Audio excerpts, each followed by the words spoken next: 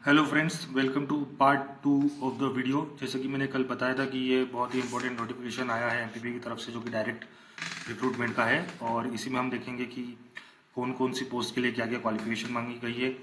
जैसे कि सबसे पहले हम देख सकते हैं सहायक अभियंता मैकेनिकल के लिए। ये एक एक्सपीरियंस्ड पोस्ट है, जो ऑलरेडी इन पोस्ट पे काम कर रहा है वही कैंडिडेट इनके लिए अप्लाई कर सकते हैं।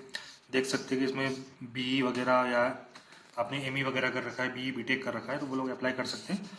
और यहाँ पर सहायक अभियंता के पद पर या तो 3 वर्ष का आपके पास अनुभव हो, या फिर कनिष्ठ अभियंता के पद पर आपके पास 5 वर्ष का अगर अनुभव आप रखते हैं तो इसके लिए आप आवेदन कर सकते हैं।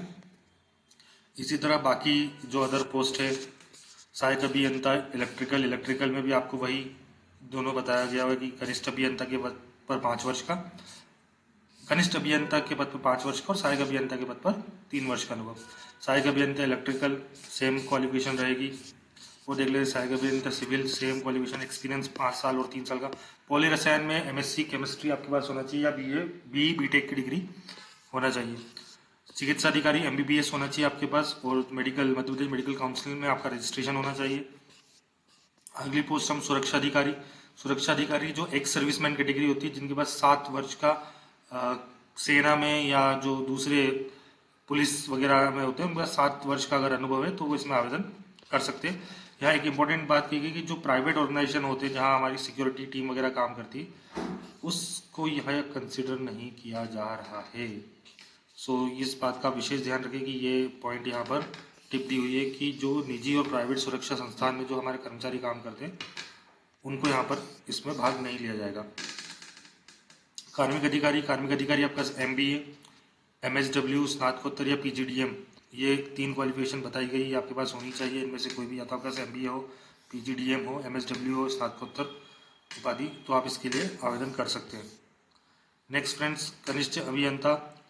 कनिष्ठ अभियंता के लिए बता देता हूँ, जैसे वहाँ 5 साल का एक्सपीरियंस मांगा गया था कनिष्ठ अभियंता के पद पर, यहाँ पर 3 वर्ष का अनुभव आपसे मांगा गया है। माफी चाहूंगा, 5 वर्ष का अनुभव आपसे मांगा गया है संयंत्र सहायक के रूप में। सो इसको भी आप, अगर आपके पास एक्सपीरियंस है तो आप आवेदन कर सकते हैं। अगला हम देखते हैं फ्रेंड, कनिष्ठ अभियंता इलेक्ट्रिकल, कनिष्ठ अभियंता इलेक्ट्रॉनिक्स, कनिष्ठ अभियंता सिविल, संयंत्र सहायक मैकेनिकल एंड संयंत्र सहायक इलेक्ट्रिकल, ये पद है। उसके बाद सबसे विशेष जो हमारा सबसे इंपॉर्टेंट पोस्ट है जिसके लिए आप अप्लाई कर सकते हैं, वो है सहायक ग्रेड 3। इसके लिए देख लेते हैं हम क्या क्या। 10+2 मांगा गया आपका, 1 वर्ष का कंप्यूटर डिप्लोमा। बट अगर आपका बीसीए या बीएससी कंप्यूटर साइंस वगैरह है तो आपको ये डिप्लोमा लेने की आवश्यकता नहीं है, आप डायरेक्ट इसके लिए आवेदन कर सकते हैं। कोपा आईटीआई अगर आपके पास है तो भी आप आवेदन कर सकते हैं। जैसे मैंने बताया आपको, ये नीचे उन्होंने लाइन दी हुई है कि B C S I T M C A B C A, जो कंप्यूटर के जितने भी कोर्सेज है रेगुलर, जिसमें कंप्यूटर एक विषय के रूप में हो, वहाँ वो अगर आपका क्वालिफिकेशन है तो आप इसके लिए अप्लाई कर सकते हैं सहायक ग्रेड 3 के लिए। हाँ, यहाँ पे आपको सीपीसीटी उत्तीर्ण करना बहुत आवश्यक है, और एक ही बार में आपकी कंप्यूटर दक्षता एवं हिंदी टाइपिंग, ये दोनों अगर एक ही बार में उत्तीर्ण है तो ही आप इस परीक्षा में भाग ले सकेंगे। आगे चलते हैं, भंडार सहायक सेम क्वालिफिकेशन है जो सहायक ग्रेड 3 के लिए 19,500 इसका भी ग्रेड पे है, तो सेम क्वालिफिकेशन यहाँ भी रखी गई है। कनिष्ठ सीख लेकर स्टेनोग्राफर का आपका डिप्लोमा होना चाहिए हिंदी अथवा इंग्लिश से, और साथ में आपके पास सीपीसीटी होना चाहिए, ये इसकी मेन कंडीशन है। अग्निशमन फायरमैन का डिप्लोमा आपके पास होना चाहिए, जो कि 6 मंथ का डिप्लोमा होता है, जो आपका हाई स्कूल का सर्टिफिकेट और फायर का डिप्लोमा होना चाहिए। ये एक इंपॉर्टेंट पोस्ट है, फायरमैन्स की भर्ती बहुत निकलती है और लोग इस डिप्लोमा में काफ़ी पार्टिसिपेट भी करते हैं। सुरक्षा सैनिक, सुरक्षा सैनिक के रूप में आपका 10+2 होना चाहिए, या फिर होमगार्ड वगैरह में आपके पास न्यूनतम 2 वर्ष की सेवा का अनुभव होना चाहिए, तो आप सुरक्षा सैनिक के रूप में भाग ले सकते हैं।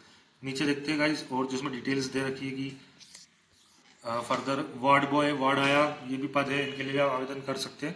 बट इनमें आप देख लीजिएगा कि कौन कौन सी कैटेगरी में पद उपलब्ध है। यहाँ पर हम देख लेते हैं जिनका फिजिकल होना है उनके लिए जो ऊंचाई और सीना वगैरह के मापदंड दिए हुए हैं। फिजिकल में आपको दौड़ करवाई जाएगी 800 मीटर की, जो टाइमिंग यहाँ दे रखी है वो टाइमिंग में आपको पूरी करनी है। एज 21 से 40 वर्ष, 18 से 40 वर्ष, 21 से 33 वर्ष, 18 से 33 वर्ष, ये आप देख लीजिएगा। आयु सीमा में छूट वगैरह का प्रावधान जैसे सभी गवर्नमेंट जॉब में होता है, स्टेट की वजह से दिया हुआ है।